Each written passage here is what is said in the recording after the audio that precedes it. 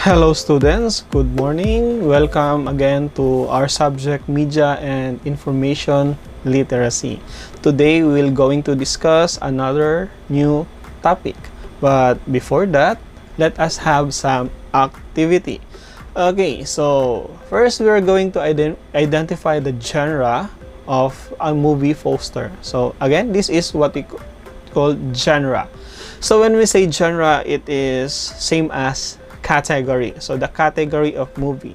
So we identify whether it is horror, comedy, action, or inspirational. Okay, the first movie title, Johnny English. So what do you think it is? Next, we have Fast and Furious. Okay, what do you think the genre of this movie? Next, we have The Conjuring. Familiar?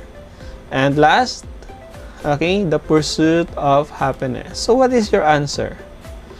Okay, very good. So the answer is comedy, action, horror, and inspirational family movie. Okay, so I have a question, guys. How would you describe each movie poster based on the picture that I have shown you? How did you know that the movie Conjuring is a horror film, or the Johnny English movie is a comedy, or how did you know that Fast and Furious is an action film, and how did you know that The Pursuit of Happiness is an inspirational or family movie? Okay, right? So in this lesson, we are going to talk about the different media and information languages, codes, conventions, and messages. Let's get started. Okay, so our learning objectives in this lesson is first, classify codes, convention, and messages presented. Distinguish every media in regards with audience, producers, and stakeholders. And last, demonstrate critical thinking in evaluating media and information languages. Okay, so in our previous lessons, what is media? Okay, so media are the communication channel or tools that we use to store and deliver our messages or information to our audience. So what are the example of this media? So we have printed media, right? So printed media like newspaper or magazines. We also have radio and television, and we also have the internet. So next, what is language? When we say language, it refers to the technical and symbolic ingredients or codes and conventions that media and information professionals may select and use in effort to communicate ideas, information, and knowledge. So just like us, we have dialect, we also have media language. Our dialect is Bisaya or Tagalog or English. Okay? Media also has different language. That is what we call media language. So what is media language, by the way? So when we say media language, they refers to the codes, conventions, formats, symbols, and narrative structures that indicates the meaning of media messages to the audience. So in other words, when we say media language, it is the way on which the meaning of media is being delivered or conveyed to the audience. Okay, so next we have media codes. What are these different media codes? So when we say media codes, so those are codes in media as defined as the system of signs put together, usually in sequence, to create meaning. Okay, like for example, we have traffic lights. So in traffic light, the color green represents go, while color yellow or orange, it represents standby or warning. Okay, when we say red, it represents full stop. Okay, next we also have, are you familiar with this one? Okay, thumbs up. So when we say thumbs up, it represents what? Okay or fine. Or in Facebook, or in social media, we use this to present like, right? Okay, last is, okay, this shape, the heart shape. So what does this tells us about? So it could be represented by heart, okay, or love, sana all. Next, we have, okay, the different types of media code. So what are those types? So we have symbolic code. So when we say symbolic codes, this includes the languages, the dress, or actions of characters or iconic symbols that are easily understood. Like for example, we have red rose. Red rose is used to, or it symbolizes what? It symbolizes or convey romance. Romantic, di ba? Flower, bibigyan mo siya ng flower. Sana all bibigyan ng flower. Okay. So, or clenched fist may be used to communicate anger and other. Like for example, color red again for love or blood. It depends on the settings and so on.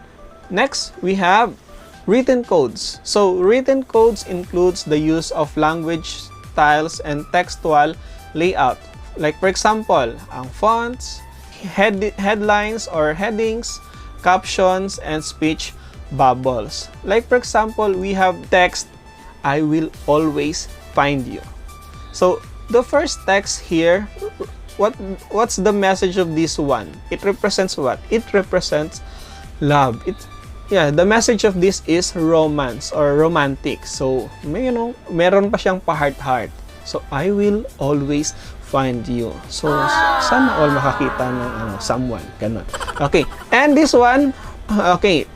So, yung katabi niya, in our right side, so, what does it tells us? So this is somewhat like horror, right? So what can you see? I will always find you. It is just like revenge, right? Okay? Someone has hatred on you and kahit saan ka magpunta, hanapin kita. Magtago ka na. Oh, just like that. Diba? Meron ganyan yung message niya. Okay. So I have here another example of written codes. Okay? This one. Okay. So, ano yung ibig sabihin nito? So, we have here okay, as you notice, itong text naka-emphasize or naka-heading, malalaki siya. So, it represents heading. So, or it is used to emphasize the text or the main topic of the newspaper, yung headlines niya. Next, we also have this one. Okay, yung may kamot, then meron siyang scratch going down. And it has message. What is its message? So, drugs drag you down. Down. Tapos, ano yung nasa baba? Down to your grave. Okay? So, babala. Okay, bawal mag-droga. Wag kayong papasok sa drugs. Next. Okay. Sino yung bumabasa dito ng manga? Okay. So, in this one, okay, as you notice, texts are being accompanied to images in order for the readers to understand the story. So, as you can see, so, sa mga manga readers dyan, so it is mainly accompanied by text para mas madaling maintindihan. Okay. Next, we have audio codes. So, this includes codes related to sound. Yung background music, sound effects, and voice overlays. Like, for example, this one. Alam nyo siguro tong movie na to. You're going to die.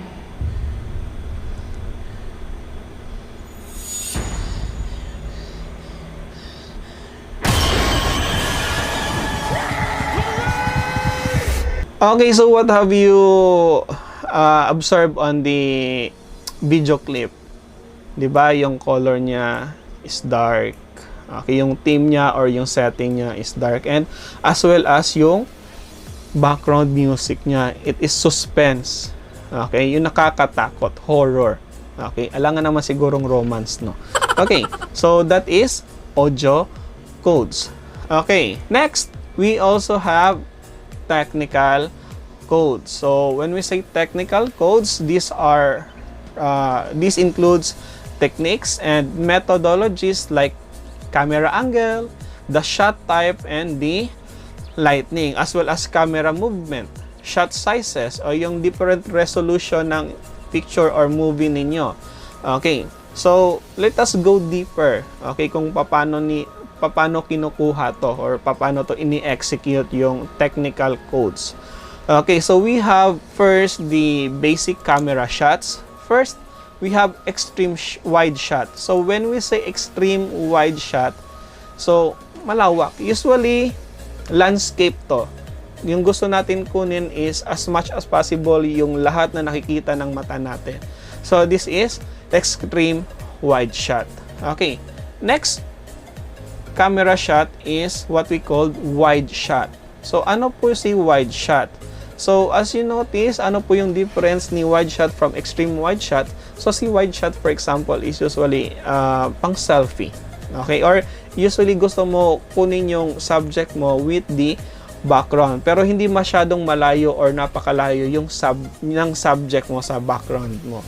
Okay? So, it is typically, like for example, no, yung selfie natin dito. Okay? Sa Mount Kaniingag. So, andito yung mga friends mo or yung mga kasama mo, then whole body kayo lahat, and at the same time makikita nyo yung view. Okay, so this is an example of wide shot. And dito rin sa right side, okay, kinunahan natin lahat, okay, lahat sila yung mga subjects natin, and as well as yung bahay, pero hindi naman ganong napakalayo. Okay, next is medium shot. Si medium shot naman is usually half body. Okay? So, sa kalahati lang. Usually, ginagamit natin to have more details. Okay? Galing sa wide shot. Okay? Para mas detalye kung makita natin yung yung mga ginagawa nila, ganito. Okay. Next is we have medium close-up shot. So, si medium close-up shot, as you notice, mas malapit siya kay medium shot, in which nga, nasa shoulder na. Si medium shot is half body, while si medium close-up shot is usually nasa shoulder. Kagaya ng footage ko ngayon. Okay? So, as you notice from the picture, eto yan, nasa shoulder sila. Next, okay, the close-up shot. So, yung close-up. So, tignan natin, sa first image natin, ito yung couple. As you notice, sa close-up shot, para yung head na lang, yung expression ng head, yun yung kinukuha natin. Okay? Kung ano yung expression nila, yan, ganito. Sana all. Sana all. Okay. So, next, we have also, we also uses these close-up shots when you are shooting products or product photography. Okay? Kung gusto natin, anuhan nyo sa isang product or sa weddings, so sa mga prenups or weddings, ginagamit to para sa mga detailed shot. Next, okay, for more detailed shot or yung macro tinatawag nila, okay, this is what we call extreme close-up shot. So, mas malapit na siya. As you notice, yung singsing maliit lang pero sa picture malaki na siya. Kasi yung emphasis natin, nakafocus doon sa singsing. Okay? So, yun, lumalaki siya. Then, tignan natin yung langaw. Oh, ang lit-lit ng langaw, pero smiling siya dyan. Okay, sana all smiling. Okay, so, that is, so, extreme close-up shot.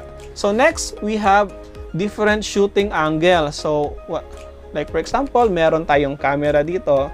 Okay, paano natin sinushoot yan? Okay, first one, eye level. So, in eye level shot, ito yung camera, isa-shot mo lang siya sa plain view, then yung subject mo doon sa eye level lang, dito sa mata yung focus mo, then yung planar niya, yung horizontal leveling niya is ano lang, talaga naka straight lang. When we say canted naman, yung horizontal leveling niya, as you notice, tignan yung background dito, nakatagilid siya. So canted, ito yung camera mo, igigilid mo siya, gaganon. Okay? Either left or right. That is canted. Okay, nakatabingi. Okay, next one is we have low angle shot. Okay, when we say low angle shot, yan yung parang nag-i-snipe. Okay? So nakaluhod ka or nakahiga ka ganon or nakadapa ka. Okay, nakahiga, pwede ka mo-shot ng pahiga ganito. Or low angle sinashot mo nasa baba. Okay? Ano naman yung kaibahan niya sa worm's eye. So, kung naka-shot ka, usually si low angle, ganun rin. Pareha kay eye level, ang angle, pero nasa baba ka. Si worm's eye naman, yung target mo, yung subject mo is nasa taas. So, ganito siya. Okay? Yan yung camera, then itataas mo, pointed. As you notice dun sa output natin, dun sa prenup natin, okay? Ito yung subject, yung dalawa. Tapos, yung level natin, papuntang taas, papunta sa langit. Okay, sana all po makapunta sa langit. Okay, papunta sa taas po, sa sky. Okay, next is high angle shot. Ano yung high angle shot or what we call top shot? Okay, so sa high angle, so nakaganyan ka. Yung camera mo pointed down, tapos yung subject mo nasa baba. Okay, nasa baba yung subject mo. Okay, that is high angle shot or top shot. Okay. Then next naman is bird's eye. Sa bird's eye, either magbuwis buhay ka, umakyat ka ng ng kahoy or puno ng niyog, tapos doon ka magsha-shot para makuha mo yung area. Pero mas madali kung meron kang drone. At least hindi ka na magbubuwis buhay. Okay, so sa bird's eye, makikita natin yung subject maliit na dito sa ating image. Then makikita natin yung landscape. Okay? So that is bird's eye, and it is typically done by or through drones. Okay, sana all merong drones, maka-afford ng drones. Okay, so yun po yung mga different camera angles natin. And next, we proceed to camera resolution. So, additional information lang po kasi yung iba't ibang camera, lalo na ngayon, high-tech na. So, they have different resolution. Okay? So, paano natin makukuha kung ilang megapixel yung camera natin? Through the resolution. Okay, like for example, we have this one. Okay, we have 4,000 by 3,000 resolution. When we say resolution, yung kung gaano kalaki yung picture. Okay, yung size ng picture. Height and ang width ng picture. So, 4,000, width muna, then height 3,000. Okay? Then 6,000 by 4,000, 7,953, and 5,304. So, paano natin makukuha yung megapixel po niyan? So, very, very simple lang. I-multiply lang natin yung width sa height niya. Okay? Very simple. So, 4,000 times 3,000 equals 12 million. Okay? So, 6,000 by 4,000 is equals 24 million. And, i-round off natin yan, magiging 12 megapixel, 24 megapixel, 42 megapixel. Next. Okay, so, those are the different types of codes in media. So, first we have symbolic codes. Then we have written codes. We also have audio codes. And we have technical codes. Okay, so next we have convention. When we say convention, so in media, it is defined as the habits or long accepted ways of doing things. Through repeated experiences, audience became familiar with this. So when we say convention, yung kadalasan. Like for example, sa narrative story convention, ano po ba yung convention sa narratives? Or kung meron tayong story, di ba? Meron tayong first, meron tayong theme. Meron tayong mga different symbols or motifs. Then, meron tayong settings ng story. Saan ba to? Saan yung lugar? Then, sino yung mga character? Si Pulano, si Pulana. Then, the plot of the story. Then, the conflict. So, what are the problem that arise on the story? Then, that leads to the climax, no? Then, after sa climax, what is the resolution or the resolve of the story? So, ang ending na. So, those are the typical convention. Okay? So, next, we have messages. So, what do you mean by messages again? Okay, so, when we say messages, it is the information sent from source to the receiver. Okay. So, next, we have audience. So, ano po yung audience? So, when we say audience, they are the group of consumers whom a media messages once was constructed as well as anyone else who is exposed to the message. Para kanino po yung message natin? Para kanino ka gumigising? Parang ganun. Okay, yung audience. So, para kanino yung message? Next is ang producer. When we see producers, people engage in the process of creating and putting together media content to make a finished media product. So, sino po yung gumagawa ng media? Okay? Like for example, tayo. So, we are the producers. Okay. Next, we also have the other stakeholders. Sino po yung mga stakeholders? We have example, libraries, archives, museum, internet, and other relevant information providers. Okay. So, yun lang po for our activities in Lesson 8, activity number 2. So, it is entitled Creating Social Media Campaign. So, the internet and social media have been efficient mediums not only in social networking or marketing products and services, but also lobbying certain advocacies and campaigns. So, in this activity, you are going to create a social media campaign which aims to combat any of the following issues. Again, you are going to select only one. Okay, isa lang.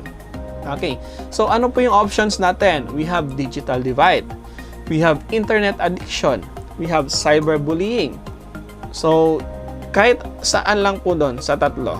Okay, so you can either choose the following outputs to submit on your teacher. Out of those topic, ano yung medium na gagamitin mo or paano mo i-deliver yung campaign mo. So, number 1, you can either draw an infographic on a 1/8 illustration board. Koloran ha, hindi yung lapis lang.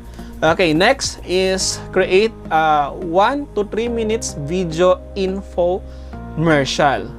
Okay? Mas malaki po yung points ni video infomercial kaysa kay illustration board. Pero, syempre, kung wala kang ibang choice, at least you have illustration board. May points din po yon. Okay, so that's it. I hope you learned something from our lesson for today. And I'll be waiting for your outputs from our activities. So, if you have any question, suggestion, or reaction, feel free to contact me in our group chats and as well as from your other teachers. Okay, so have a good day. Enjoy learning. God bless and goodbye.